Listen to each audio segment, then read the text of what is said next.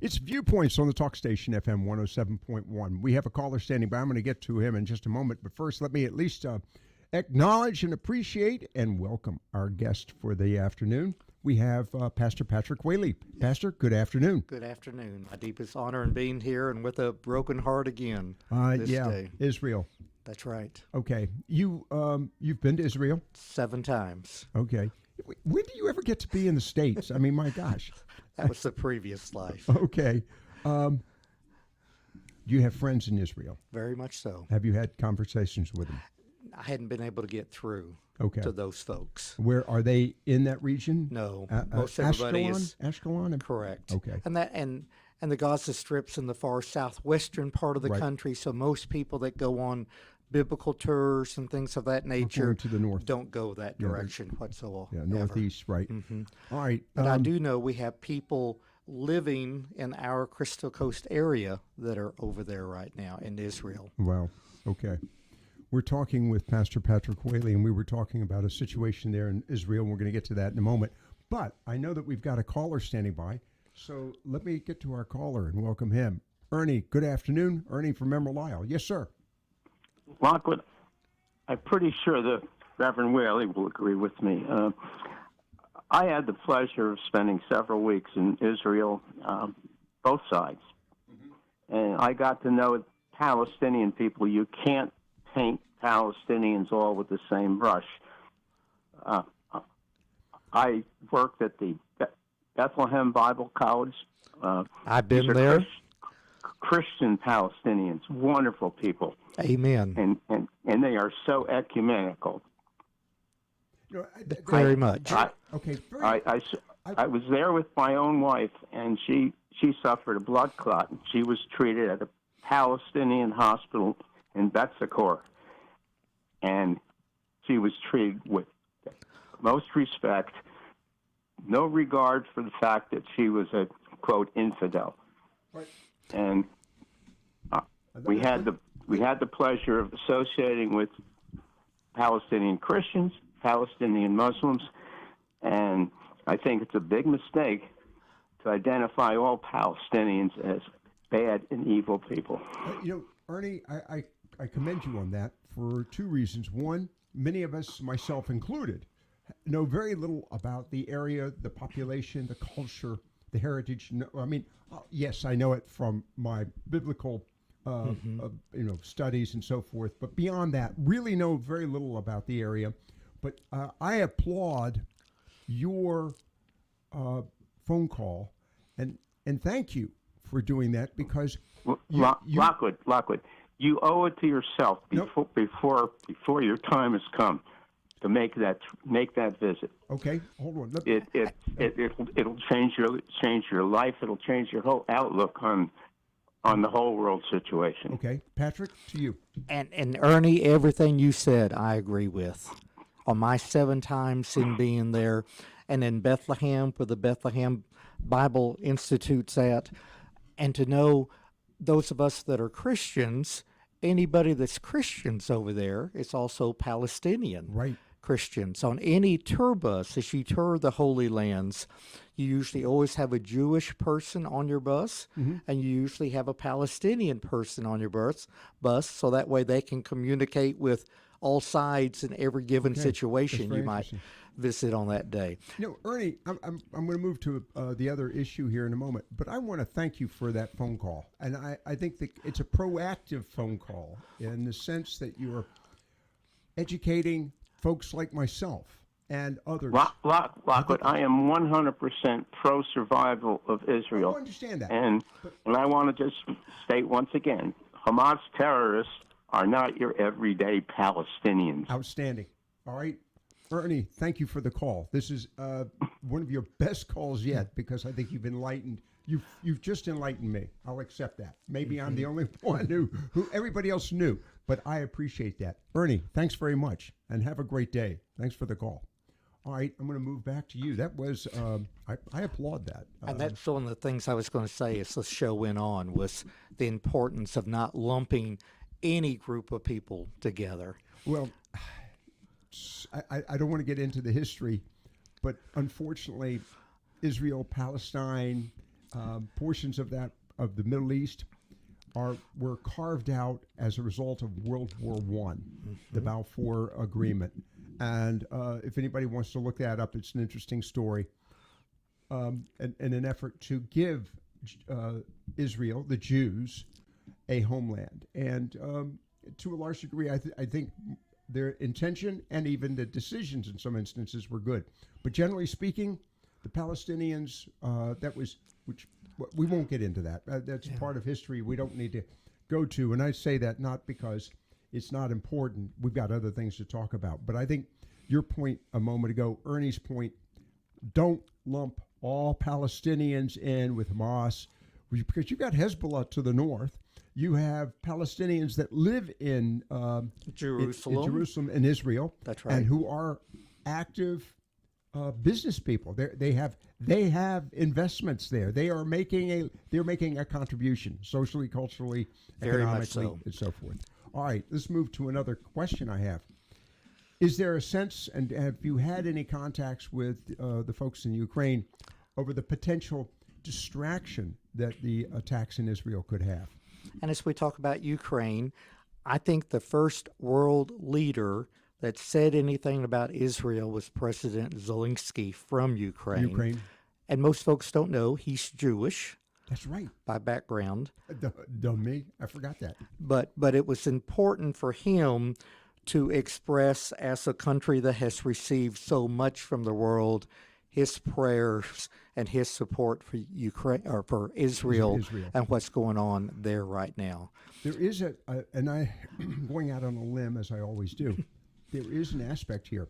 Israel has been very cautious in the Ukraine-Russian war because Israel has had good relations with Russia. And in many ways, there was pressure for Israel to broker a solvable or solution with Ukraine, for Ukraine with Russia. And as a result, Israel was not quick to send military arms and services to Ukraine. Yet, as you just pointed out, Ukraine appreciates, recognizes, and supports Israel, regardless of the fact that, I'm going to use the word, Israel has been reticent in its endeavors to help. Now, acknowledging that, I want to go back to the concern related to the impact of this on Ukraine and Russia. Is there concern that this could draw attention away from Ukraine, which, by the way, I said at the opening, according to certain military analysts, there are indications that Ukraine is doing a good job. So what's this conversation you've had? And for today, there's only been two people that I've communicated with out of Ukraine. And again, both of them, their first interest was Israel. Really? I mean, there is support for each other, and Ukraine understands that the eyes have been upon them. Okay. What's the percentage of Jews in Ukraine? Is it significant? Oh, I should have looked that up before I came today. Okay. But throughout Russia and Ukraine... Yes, but throughout Russia, yes. I mean, large amount of Jews, and with Jewish groups in America and other groups through America. Jews were transported from Russia and Ukraine to Israel. Right. And if you go to Israel today, it's the third most spoken language is Russian. All the street signs are in Hebrew, Arabic, Russian comes in third, and then the bottom sign is English. You can't go any place without hearing the Russian language. There are so many Russian people all across or the Holy Land, the parts that we would go to, parts of Israel. We're talking with Pastor Patrick Whaley of First Methodist Church, and we've gotten a little sidetracked here. We talk with him every week about the circumstances in Ukraine, and the reason is he spent 15 full years in Ukraine, living among, Ukraine, Eastern Europe, Slovakia, Poland, Hungary, Russia, Kazakhstan, Kyrgyzstan, all and those. Had, as for those who've heard this many times before, very quickly, to acknowledge he and the Russian secret police had had five occasions, and yes, he did get arrested 5 different times. But people spreading the gospel, dangerous thing, you know what I mean? But these also, over 25 years, had long-term relations or contact with that region of the world, knows a lot of Ukrainians and Slovakians. As a result, through his efforts at First Methodist Church, we have been raising funds for the non-combatants, for the innocents. I want to stress that, for the innocents, for the infirm, the elderly, the children, the orphans, those that are left behind, those that have to stay behind for a variety of reasons, possibly even aiding, yes, in the war, but to keep the economy going in Ukraine, the farmers. So they are providing needed care for their own population. As a result, what we are doing through this program, and have been doing this now for a year and a half almost, Year and a half. is raising money for those purposes only. And the money is going from First Methodist Church to a variety of organizations, churches there in Ukraine, Slovakia, Poland, Hungary, I guess. Not Hungary. Okay. But Slovakia and Poland and Romania and Okay. those countries. and that is money is going directly to food, medicine, fuel, supplies, needed living supplies for the non-combatants. I just want to remind you, if you should decide to send a check, please send it to First Methodist Church and sign it, make it out to First Methodist Church. But on the memo line, put Ukraine and send it to 900, that's First Methodist Church, 900 Arundel Street, Morehead City, North Carolina, 28557. Again, First Methodist Church, 900 Arundel Street, Morehead City, North Carolina, 28557. And put on that memo line, Ukraine, 100%. Every dollar goes to Ukraine. There is no transfer fee. First Citizens is covering the cost of that. Thank you very much, First Citizens. Amen. Thank you. So back to Ukraine and your experience. I mentioned a moment ago, there is indication of, in fact, I read that Russia has moved their Black Sea fleet Correct. To Georgia. From Sevastopol, Sevastopol. the Crimea area, and Sevastopol To Georgia. to Georgia. And mainly because They haven't moved it yet, but they're in the planning that process. move. No, they're moving. But yeah, they're moving the Yeah. ships there. There's some ships are, some of the berths are already empty. There's an indication that Crimea is threatened by Ukrainian special operations. Does that improve the morale of the Ukrainian population? It does indeed, when they see that Russia's changing their ways of doing things. Now, I do know that Russia has continued to send missiles into regions. As a matter of fact, I think it was a village shopping center. Correct. Or that was bombed or actually 54 attacked. people died Yeah. in that one. There's been more deaths this past week than there have been in a while within Ukraine. All right. What are you hearing from the churches that are providing this assistance? Are they still able to get into the Ukraine? They're still going into Ukraine, still doing what they've always done before. I'm so pleased and blessed to have those partnerships that we can do. We're coming to a wet season. When does the rain begin? In the next 3 weeks or so, and the temperatures will start dropping. I mean, they've been in the 60s for the most part, but they'll start dropping much quicker than they will here. Okay. And what about the children? Are they in school? They're in school. But you said something last week that caught my attention. They're in school in the subways. They're in school in shelters. In the city of Kharkiv, which was the first city bombed. It's the city up in the northeast part of the country, the second largest city of the country. All their schools, from elementary through high school, are in the subways. They've closed the subways and allow that to be school. And So then what- part what- of Kyiv Russia- is that way. Russia is not fighting the Ukrainian army. It's fighting the Ukrainian people. And that is something very similar to what has happened with Hamas and Israel, is that you go in, you think of the early days of Russia going into Ukraine, and it's the raping of women, the killing of children, of killing of husbands right in front of the family members. It's I mean, in Mariupol, it's terrorism. the hundreds and hundreds of children that were taken into Russia and being deprogrammed. So many things are very similar. Hamas has not fought the Israeli military.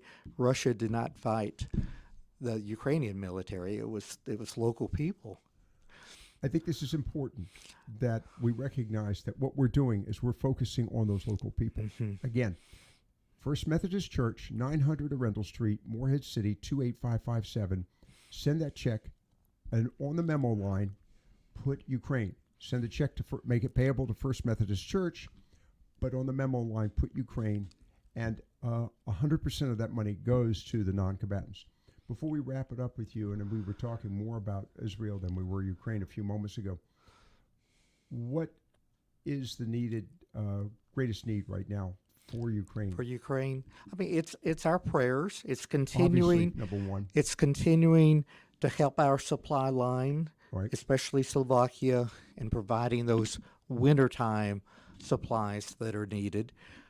Supposedly, with EU's help, the electrical systems have been reinforced, so hopefully those won't go out as much this winter as they have in the past. We know that Russia has worked to target those. That's right. And so generators again and things of that nature going across, so all those things that are needed for the winter months to come.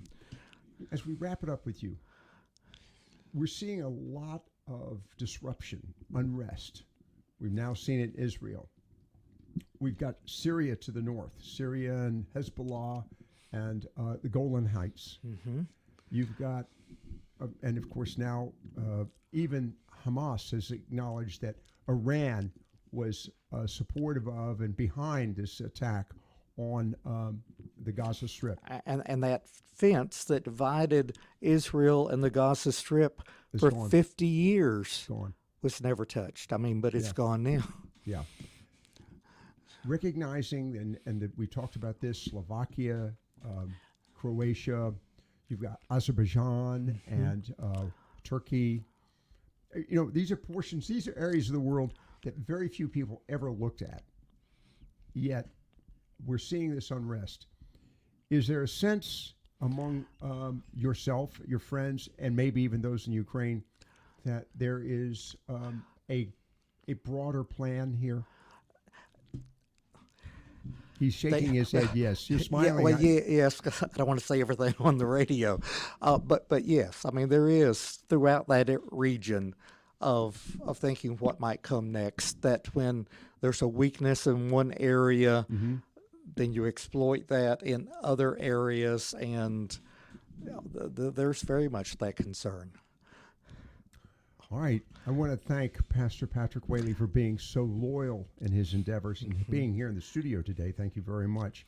Happy Columbus Day to you. Well, thank you, sir. Just as a note, you were going to say. If I could say one more thing about Israel, many folks will know, but this is the 50th anniversary of the last largest thing in 1973.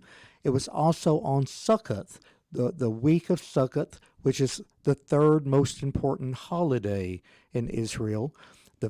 For the Jewish people. The Jewish New Year's was just a couple of weeks ago, and this is the remembering of Moses going from Egypt to the Promised Land, and then this past Friday, when the attack took place, was the sermon that day was the end of the Torah, was the last day of reading the Torah and looking towards the future of Israel, of God's promises to Israel.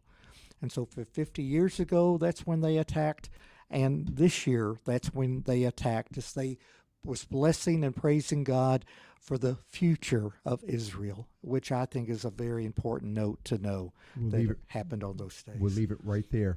Pastor, thank you very much for your time. You're so welcome.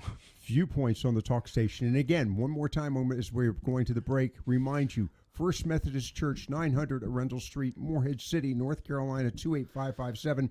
Any and all contributions, 100% goes to the aid of the Ukrainian non-combatants, the orphans, the invalids, the elderly, and the very young, as well as those who are staying behind to take care of the families in Ukraine that are still there. Remember that, please. 900 Arundel Street, Morehead City, North Carolina, First Methodist Church. Right on that check, the memo line, Ukraine. Pastor, thank you. You're so welcome.